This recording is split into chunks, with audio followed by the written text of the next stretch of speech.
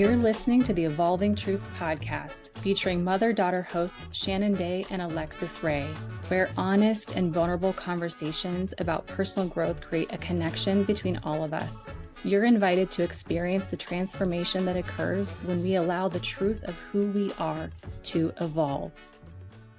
Hello, you beautiful heart and soul. Thank you so much for being here. My name is Alexis Ray, and I am one of the hosts of the Evolving Truth podcast.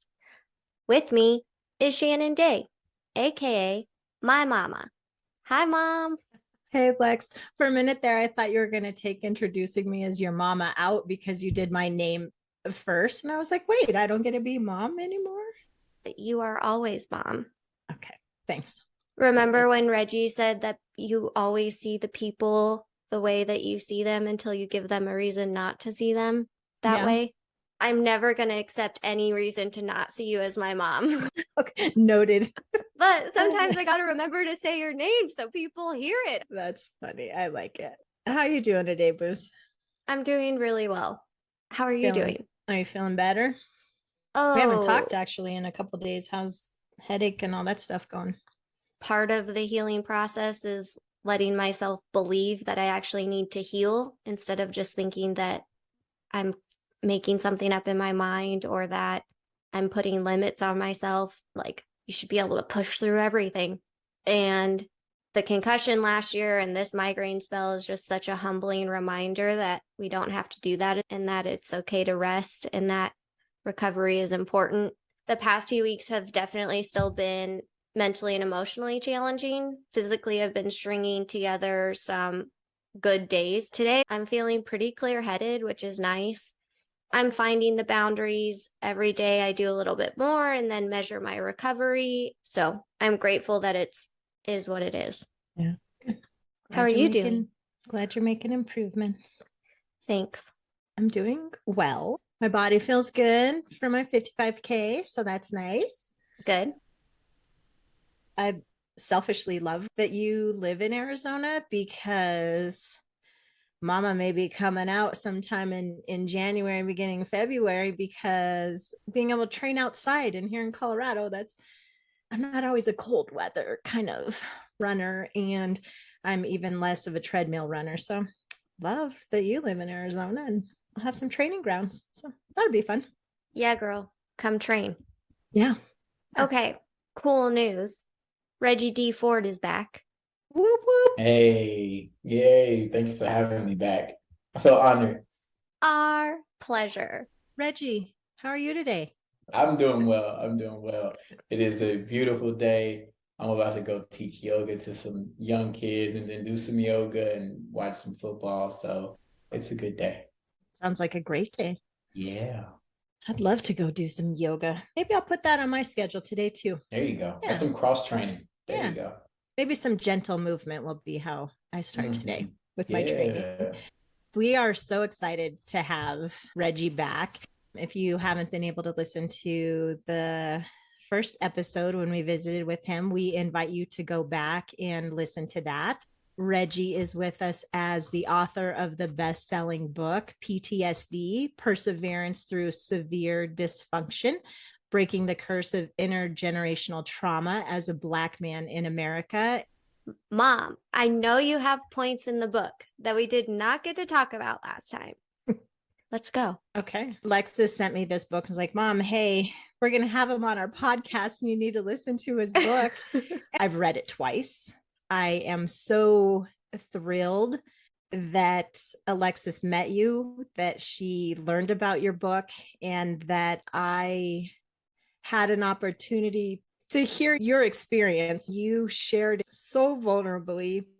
I worked for over a decade in social justice, trying to develop that lens more, working in domestic violence and child sex assault, and thinking that I had the social justice lens and wanting to learn and be exposed more to other people's experiences. Your book made it so real, such being an eye-opening experience. You talked about your hope for readers is that it does open your eyes to knowing that there are other experiences. In all honesty, I'm going to call it this, some really shitty experiences that people have, and knowing that that is true, and thinking about what I can do in my life, in my world, in my community.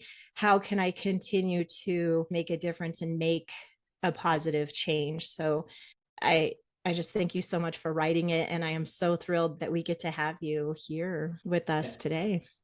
Thank you. Thank you. I'm moved by your words, and I really appreciate that. I have to tell you how many times in reading this book or listening to it, I talked out loud. Like, are you kidding me? Someone would say that? Like, obviously can't totally relate to or feel your pain, but I could feel that. But Reggie, it also made me have to stop and think about how many times I have said ignorant things in my life. I have to do better. We just have to do better. But back to you. This isn't about me.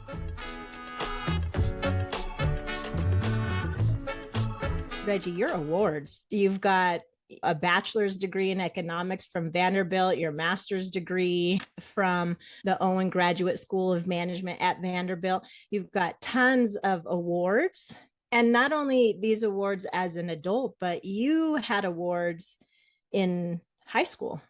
Lexus, when you say, Mom, just dive into the book, because there were still things I wanted to cover. One of the things, Reggie, was the day that you went to school wearing your college shirt that you were going to go to.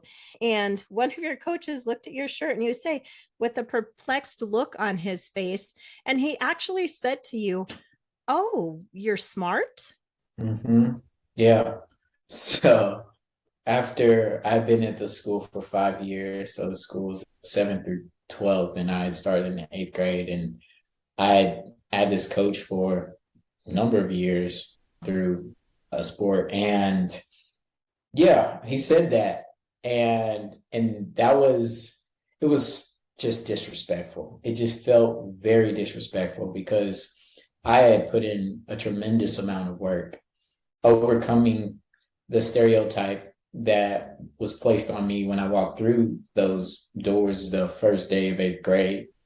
It had been known by many other people how smart I was, and how, capable I was at doing the things that I was doing. And it was almost like, even with all that added effort, some people, again, are going to see you how they see you. Back to what we were talking about, when he saw me as this dumb jock from the hood who got in here because I could play football, run or jump. And that just wasn't the whole case. That wasn't the whole picture. That was a part of it. It felt very demeaning and disrespectful. That's something that I remember, because so many jabs like that have been suppressed over time that I just blocked them off. I thought that one was one where I was 1 foot out the door and ready to go run toward Vanderbilt, right down the road from this school. And it was like, oh, wait, we're going to cut you one last time before you leave. It really hurt. And I chose Vanderbilt over Harvard, over Penn, over Stanford, over a lot of these even more prestigious schools. And it was like a slap in the face to hear that. And yeah, I don't think I'll ever forget it. It honestly just motivated me a little bit more to keep going. Yeah.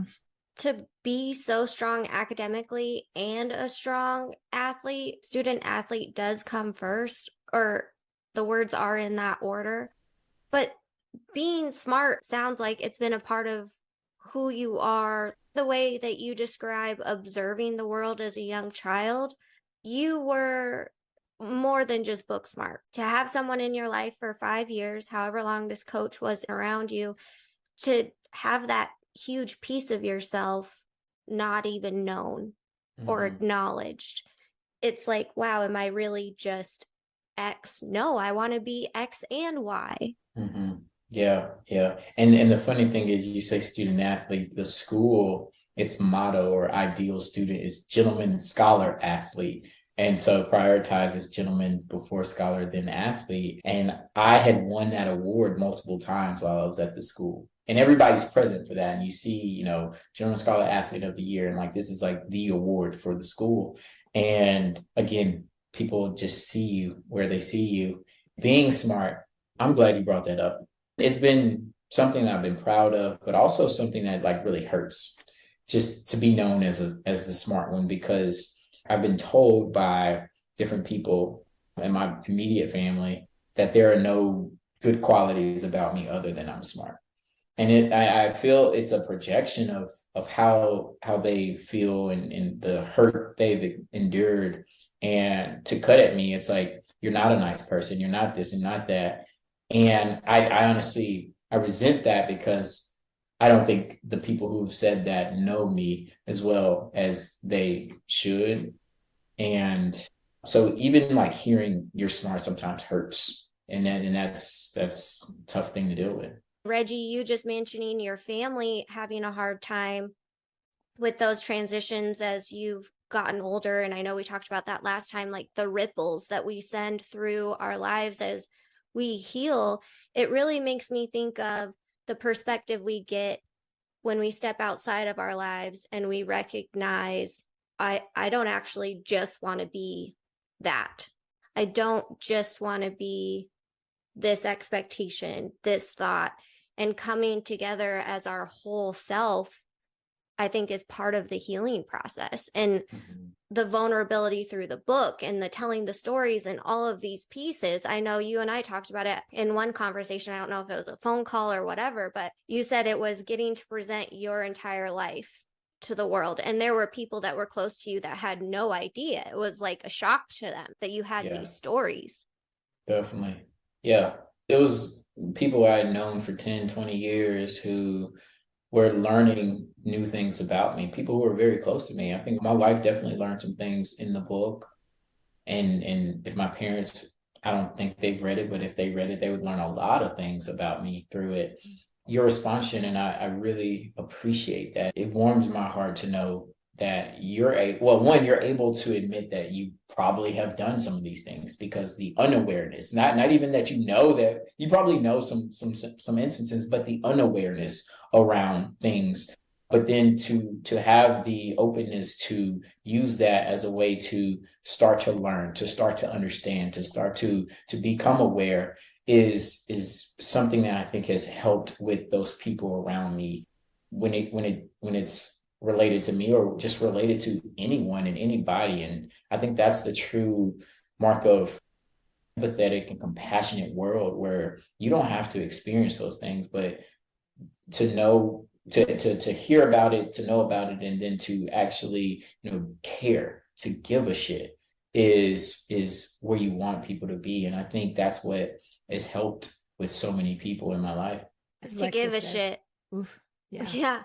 It's to give a shit about something outside of yourself enough to say, I'm going to take responsibility for how I show up in this situation. Absolutely. Yes. And sometimes when we go through the healing process, when we step out of the normalization, it looks like we're getting selfish, but that is the opposite. I love that. It's just a different level of understanding. And I think to know thyself is the greatest love of all. And you have to get to that point. It's tough for people to see something that they just can't fathom for themselves. And so they project, that's selfish, that's mean, that's that. But it's not. It's you looking out for you. Because then, like you said in the last episode, you put that mask on so that you can then give and pour out. Because if you're drained, you're not pouring out anything for anybody else. So many good things in the book. I have something else. This goes with that coach making that comment to you. Oh, you're smart. But you talk about in the book that it's commonplace in the Black community to say that a Black person who speaks articulately is talking like a white person. It seemed like the more educated I got, the more people equated me with being white. The more successful I became, the whiter I appeared to others. I thought it was so demeaning to the Black race in general, because it implied that being Black meant being uneducated and unsuccessful. Yeah, that hurts to even hear. But yeah, it's something that you hear a lot, and just understanding how things have evolved in our country over time. I think it's a self-hating, self-deprecating way of looking at things. The way that a person speaks shouldn't define anything about them other than, can I understand them or not? And then levels of the success, as relative as they are, I think it goes back to what we were talking about normalization in the last episode. Like normal was food stamps, was Section 8, was WIC, was all of these resources provided by the government. And to get to a place where I didn't rely on those things, or I could go out and have different experiences in my life to practice and teach yoga, right? They're like, oh, that's white. That's white. And it's like, what is white and what is black in terms of things that you do and things that you enjoy? It doesn't even make sense to me at this point. But because it's not normal in a community to do things like that, that was a lot of the things that I started to do. To your point, Alexis, like looking after me was viewed as, white and different. And it was weird. The positive traits sometimes equated to white, negative traits equated to black. And it just hurts to even think about that. I appreciated you calling that out and naming that. The fact that now you say that still hurts because that's still there. Right. It is present.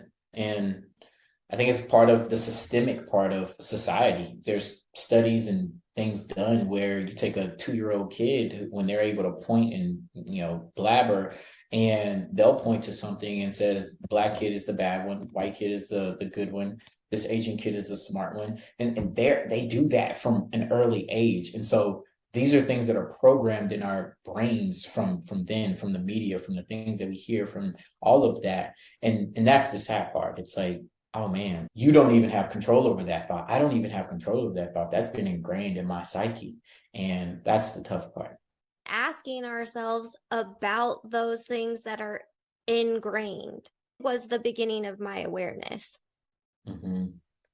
Like, why am I thinking this? Why do I have to read a book one chapter at a time? Why do I have these weird fundamental things that I don't even understand where they came from? Yeah.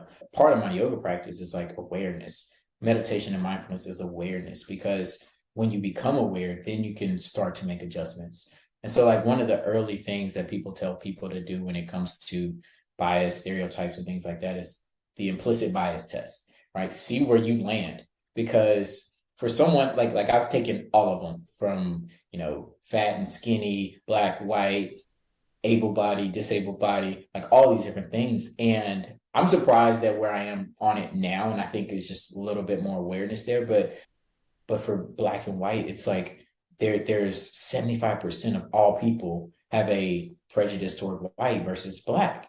And that's what's ingrained. But now you have awareness around that. And now you see how that shows up in your daily life, how you respond. What do you do when you're walking down the street? There's a black dude in a black hoodie, and then there's a white dude in a black hoodie. Like, how is your body differently, or how does your mind and your body act differently in those situations? And you become aware, so then you can change behavior. So powerful. When there's enough of us having these conversations, then hopefully that's another opportunity to really break these generational stereotypes that have been programmed in us for years.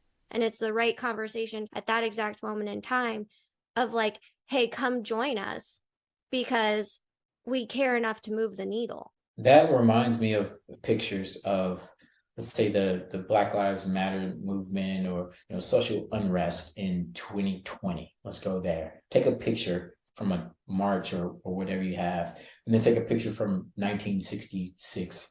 And you see a lot of similarities. It's like some of the same signs you see, and it's disheartening. It's like, oh my gosh, we've come this far to be there still. But I think the difference is you see more people who aren't directly impacted by whatever the injustice is supporting that cause now. So that picture today is going to be a little bit more diverse, maybe a lot more diverse than that picture was back then. And I think that's the room for hope, is that people are hearing it and people are saying, damn, like we want to make this better. And it's just a matter of doing that and continuing to grow that, so that people care about things that don't just directly affect them. They care about people and things and the environment and all of that. That to me continues down the line of leadership. Sometimes those big machines start rolling that leaders at the top forget how painful certain day-to-day tasks are, right? They forget what the grind is like. And until someone on their team can speak loud enough or in a way for leadership to hear those pain points, nothing ever gets to change for the front line. And that's like government, the diversity in my mind that you're talking about, that until it is painful enough for the people that are not directly related to it, that is when it changes. Yeah. Yeah. You see it. I mean, let's just take, for instance, like cannabis. Cannabis is being legalized now because of a group of people now can make money off of it, get tax dollars off of it. Where when a bunch of Black men were selling weed, they were getting locked up and locked up for life. And because it became a place where someone could benefit, it then affected them. So it became legal in certain places. One day, I hope it's legal everywhere. And that's just one example. There's so many examples of things like that, where when it affects the powers that be, that's when things change. And that's just not how we were meant to be as humans. We are on this planet together. We're coexisting. And I believe that we should all be in it for everybody. And that's how I live my life. And so hopefully with the leadership that I put out there, more people start to follow suit.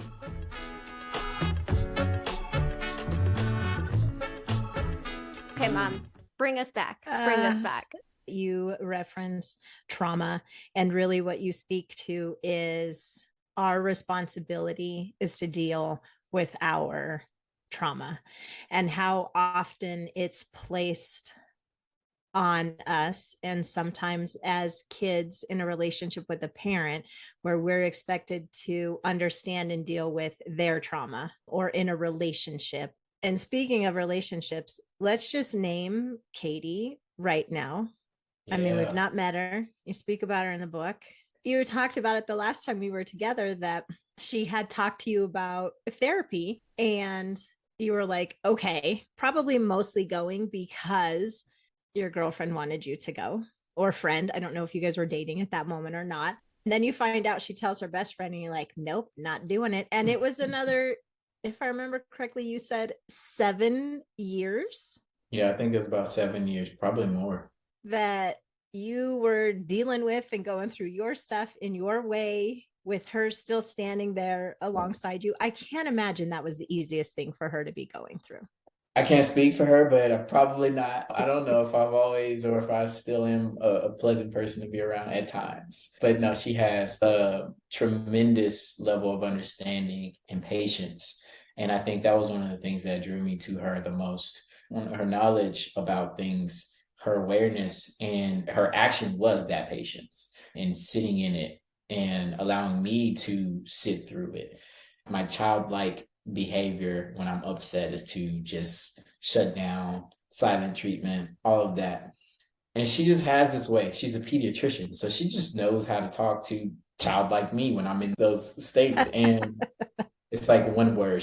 Can I get him to say one word? And she's like, so basically like putting a diagram in front of me, point to a color that you feel, and not to that extent, but like that's what it feels like. And I'll say a color. And then she's like, okay, can I get two things out of them? And then before you know it, I'm talking, and I'm like, oh gosh. So I honestly think she was one of my first therapists before I actually stepped into a professionally trained therapist office. So, but yeah, a lot of patience there. She had you prepared for it. I was thinking about it too, because you even talked about it with the work that your parents need to do. Like, this has been referenced a lot in our conversation in terms of relationships where others might have work that they need to do. Let's say you had gone at that point, but you were really going more because, oh, my girlfriend says I should be here, or maybe this is going to help. You were kind of dipping a toe, but doing it because she was like pushing you. And maybe it wouldn't have had the effect that it since had, right? Maybe you needed those 7 years, right, or more. Absolutely. You can't force help or treatment for anyone, whether they're dealing with substance abuse, whether they're going to show up, they're going to zone out, and they're going to be done with it. And when am I going to get my next hit? When am I going to be able to pout like a little kid again? When am I like, that's what it is going to be. And so everyone who's going through something has to be open and receptive to that help in order for it to work. Because if there's any doubt, if there's any hesitation, then that's going to counteract whatever is being done. And you need a full buy-in to get the true help that you need. Yeah. The person has to want it. Absolutely. If you want to get through it, you have to have a deep enough reason to want to change. Yes. Yeah. And without those, it doesn't stick. No. There may be some hope there, but I honestly don't see it being as beneficial as it could be. It's like being hypnotized. You can't be hypnotized if you go into it like, I don't believe in hypnotization. You have to go into it with like, I'm expecting this person to actually take me somewhere else. And when you come in with that mindset, then you're able to be hypnotized. And I think the same thing with healing and going through therapy or whatever it may be. Let's just release this stigma around therapy. I didn't get to experience therapy until I was close to my halfway 90 point of life. And man, amazing to this day, Dr. Sandy. Love that woman. Shout out to Dr. Sandy. We should all go. We actually exposed Lex to that at a much younger age than for myself or her dad. We talk about mental health, and I love one of the ways you describe yourself, or perhaps others have also described you as a mental health advocate. We all should be that, like realizing that this is a good thing. It's not, it doesn't mean there's something wrong. This stigma that's around it, I think, is so unfortunate. Things are going good. Let me go talk to my therapist about it. Things are going bad. Let me go talk to I think it's something that everyone can use. It's like oil change for your car. Your car runs perfectly fine, but you still go get it maintained. We maintain our bodies. We go get checkups for our bodies. We go do all these things, but for our minds, we often neglect that. And I think that's a huge disservice and part of the stigma. But in breaking that down, like I will continue to go to therapy for the rest of my life in good or bad times. Yeah. Speaking of mind, let's have this conversation about some hot yoga. Namaste. Lexus, do you remember we were at a basketball tournament, I think in Tennessee, and this huge facility. So, I mean, I don't know how many years ago, 18 years ago. Oh no, stop it right now. Do not get carried away with that many years. Okay. I just turned 30. That is too long. How old do you think you were? I was 17 years old. Oh, okay. That's fine. So, I mean, easy. Also, side note, in 4 years, that's when still 13 years ago. Okay. That's still, I'm not ready for the 17 or 18. I will accept 13 years ago. Okay. But yes, we were in Nashville, Tennessee for a basketball tournament, playing travel basketball. And the facility we were playing in and that we were staying near was freaking beautiful. Yeah. Mom took myself and like, I want to say it was most of the team. There were a couple of girls that opted out of this adventure. Yeah, they didn't listen to Mama Shan. That was my first hot yoga class ever. Mine too. We had no clue what we were doing. We were not prepared in any way, shape, or form. And we walked into this thing and we're just like, whew, like that was an experience. I will say though, like we had that experience and went, wow, that was really cool. And then stepped away from it and didn't do anything with it for years. Recently, last couple of years, I feel like I got back into hot yoga. Actually got myself to a point where I even was doing, I say this as if it's a huge accomplishment, but I went from the 60-minute class to the 90-minute class. That is huge. So Reggie, I'm reading the book and you're like hot yoga. And I was like, oh yeah, let's talk about that. How'd you find it? What's been your experience? Absolutely. So November 11th will be my 7th yogaversary, which is, I've been doing yoga for 7 years. I had a background in football, basketball, track, and those are the sports that I played year round, always moving around doing something. And then in college, after I stopped playing football, I had these nagging injuries. So like sophomore year of college till I was about 24, 25, I had so many nagging injuries, and plantar fasciitis was one of them. And I was in my early 20s with plantar fasciitis. And every time I would tell people, they're like, oh yeah, my dad, my mom, my uncle, my granddad has that. And I'm like, okay. So, and if you don't know what that is, it's like a knife just cutting the heels of your foot with every step. And it's worse in the morning. And oh my God, it was so bad. But I had it in both heels. And back spasms, migraines, all of this like stuff from just lifting and playing football. And I decided I wanted to do something more passive.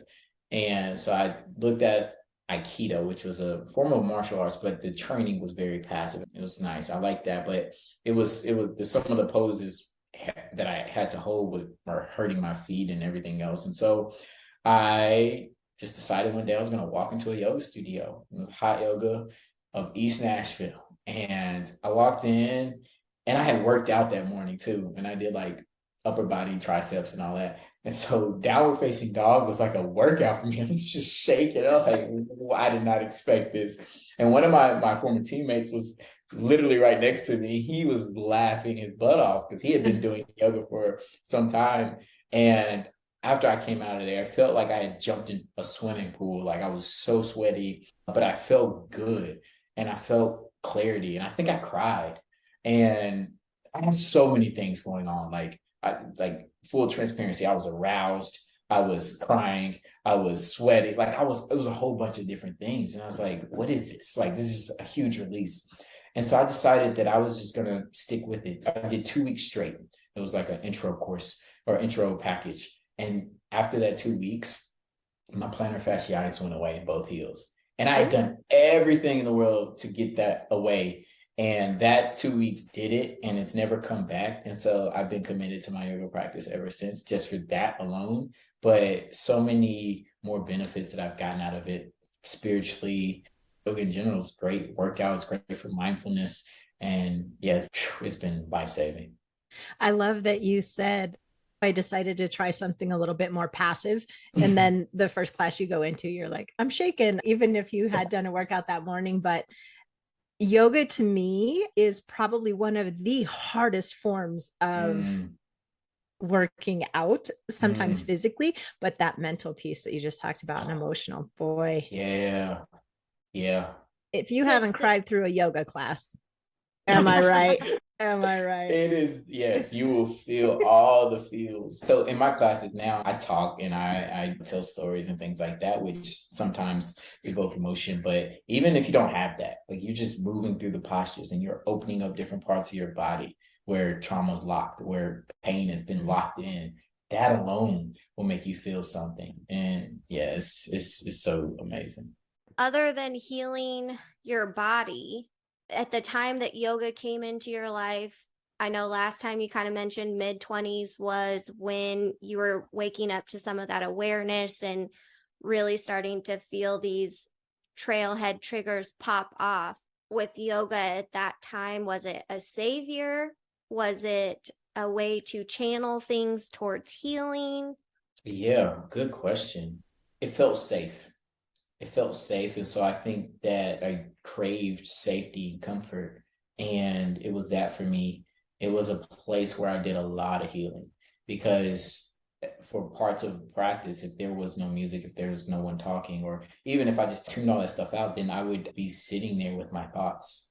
And you can't go grab your phone, you can't go do something else. And I just started to feel stuff. I started to process stuff during those practices. Then I got more intentional about it. Like, I'm going in here for 60 minutes. Let me go with an intention. At the beginning of class, you're usually setting an intention, and that's what I'm working through. I'm processing that. And so, yeah, it became a place of healing for me. It was so great because I was going through so much. Like, the pictures behind me, they're my grandparents. So that's Granny and Pops in the story. And they had just split up, which was weird. Like, whose grandparents split up? Like, that's weird. Y'all get back together. Like, and I lost football. And I say lost because it was a loss that I was grieving. I really was going through a lot. I had a cousin who had just been killed. Anyway, I could talk about a lot of different things. But I started to see the results of those. I would break down at parties. I also started drinking when I was 21, which probably let some of that emotion come out. And I would be having a great time and then boom, just sad, crying, boom. And some people like, man, is that bipolar disorder? And I'm like, from what I know about bipolar disorder, it doesn't look like this. I didn't know what it was, but those are my triggers. Those are PTSD coming. That was that coming up for me. And yoga was a place where I felt safe. Thanks for sharing.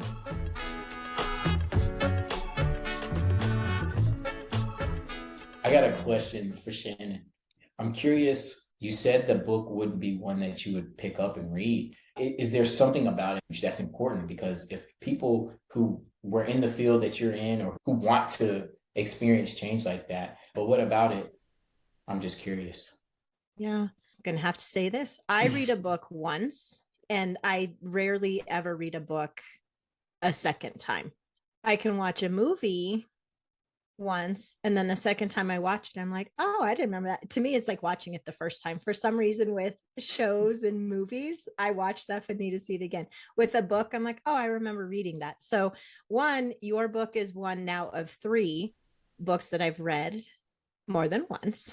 Had I walked into the library and it been sitting there like as a recommendation or out, and I looked at it, I definitely would have thumbed through it. And in that particular case, probably would have thought to read it, especially as I thumbed through the first few pages, because the book definitely did grab me quickly. When I say I probably wouldn't have read it, I think it's more that I don't know that I would have been exposed to it. Gotcha. So I mean it more that way, that I don't know that I would have come across it to read it. Gotcha. That makes sense. And I was just asking out of curiosity. I have friends who still haven't read it, and they've expressed like, I'm afraid of what that's going to bring up for me personally. And I'm afraid of what I'm going to learn about you. It's vulnerable. It's tough. And so I get that. So I was just curious. I just like to ask people things like that. Yeah. Thank you. Well, and it's made me also look to other books that I want to read. I have one that I pre-ordered because I just learned about it. Had I known this with your book, Reggie, and we'd known it back then, I would have done it, because I've learned that pre-ordering is very important when it comes to books. And so I'm really excited because I just ordered Running While Black by Alison Mariella Desir. I haven't heard of that. Since I run, I have an interest in that. She says, finding freedom in a sport that wasn't built for us. Okay. Your book has made me more open to and actually taking more action. If I want to make these changes and grow myself and educate myself and learn, I've got to be willing to read the books. I've got to be willing to follow individuals that aren't like me. Your book opened some doors for me, I guess, if that's how we want to say it, opened some places in me to be more vulnerable and open and look at my life and figure out what it is that I need to do to not continue to contribute to thoughtlessly contribute to these systems. Wow. That continue to oppress and do this. And yeah, your book was it was the stepping stone. Wow. So thank you. No, thank you. That means a lot, and it gives me so much insight. And it's in writing and publishing the book, I had advice on the packaging of it, and not just like the title and cover and anything. Well, title and cover and things like that, but like what would get it mainstream. And it's almost like you hear it in music and things, like they make musicians put out music that they're not really comfortable doing. And so I decided, like, I wanted it to be my authentic creation. I wanted it to be that. And so even like I went back and forth with the subtitle, Black Men in America. I went back and forth with that, because if you take that out, then it opens it up to more people saying, that might be my life, right? But it just didn't feel authentic to me. And I think that was the approach that I was going with. Like, I wanted it to be completely authentic. I can get a ghostwriter for the self-help book that I write later on, or the business book or whatever. I can get a ghostwriter for those things, but this is me. And so I feel proud to know that I can always go back and be like, yeah, I didn't sacrifice any of my authenticity for that. And so I'm glad that it came across your way. And I hope that many listeners and other people get to experience that as well. Me too. Ditto. And Yes. on the cover of the book, the tree. Mm-hmm. Yes. I mean, I have many things with trees, but Yeah. it looks to me, it's a tree that's bare. Mm-hmm.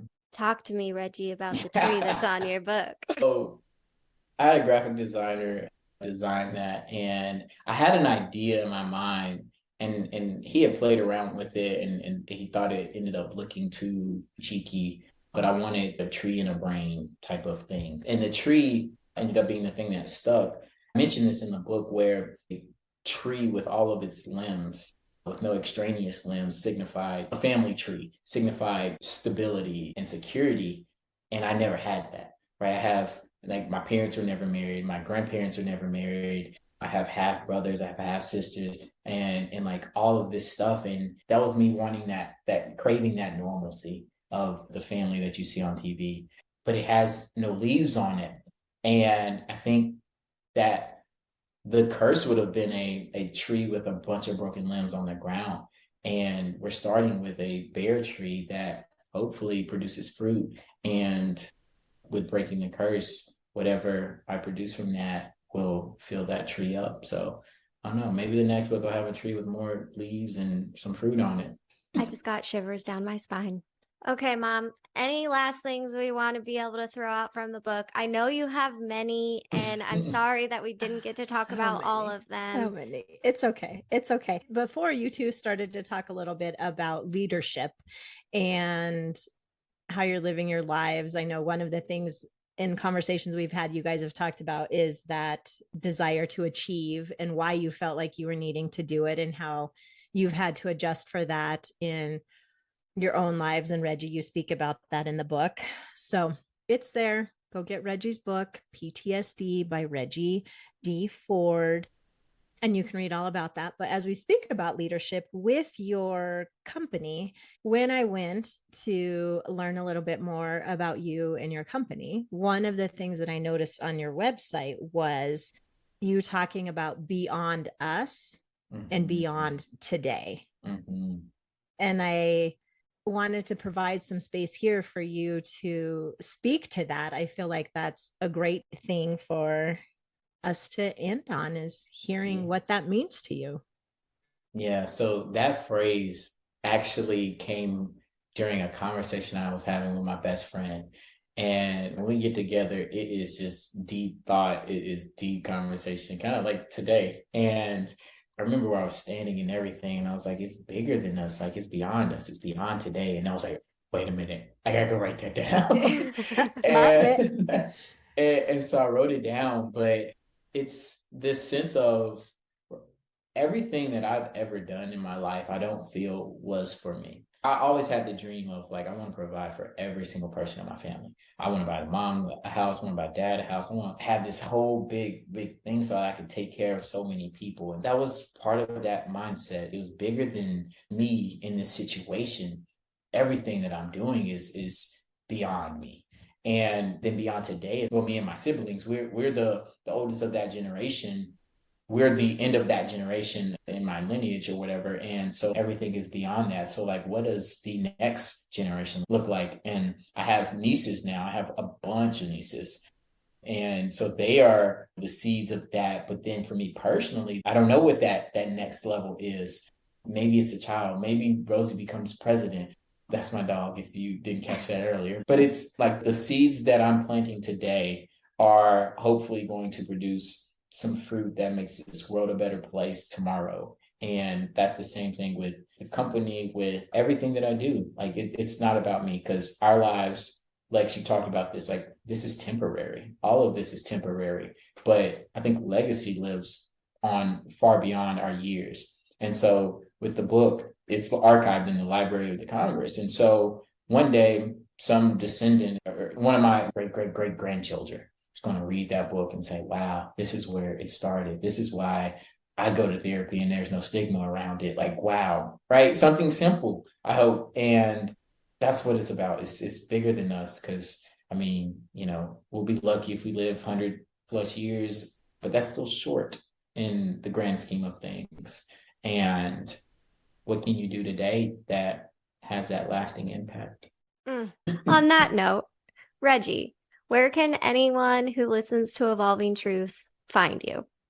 Yeah, you can call me. My number is 61. No, I'm not doing that.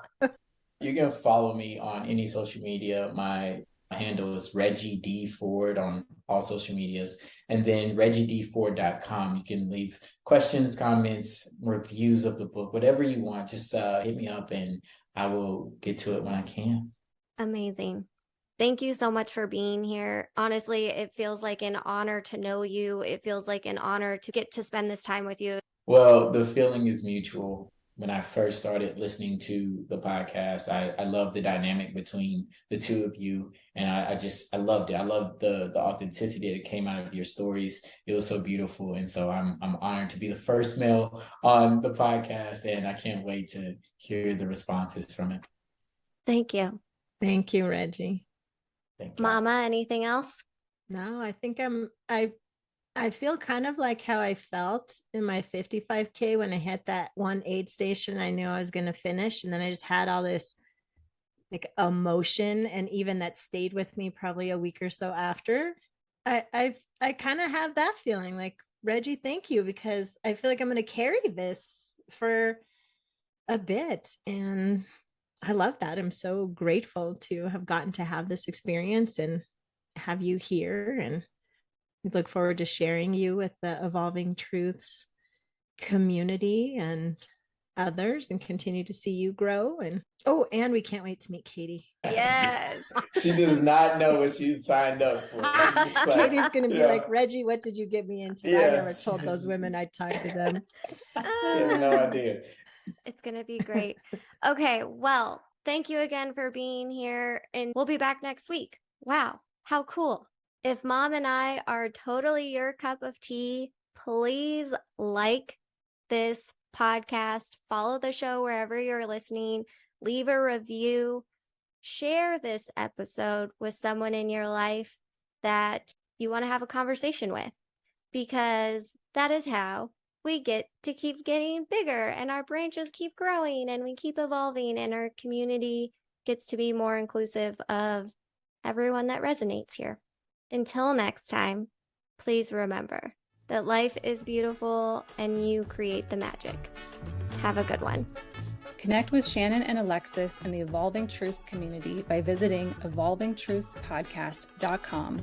Links are in the show notes. The artwork for this project was created by Julie B. Salazar and is entitled Celebration from the Inner Landscape print series. The Evolving Truths podcast is produced and edited by Shannon Day and Alexis Ray, recorded from the Corner Studio in conjunction with Alexis Ray Enterprises, LLC.